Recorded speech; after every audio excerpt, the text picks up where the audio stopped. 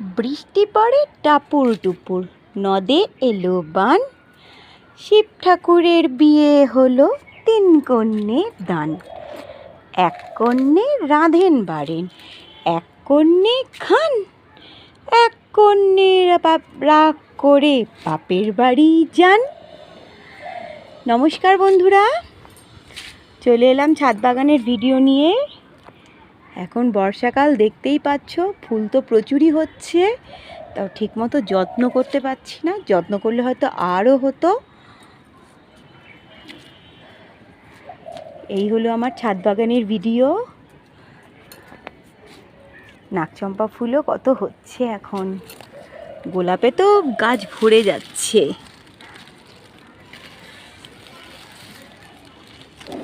এখনও গন্ধরাজের কুঁড়ি আসেনি, কিন্তু কয়েকদিন আগেই হয়েছে। কুমড়ো গাছটা একটু দেখাই, দেখো কুমড়ো গাছটাও কিন্তু কি লম্বা হয়ে যাচ্ছে।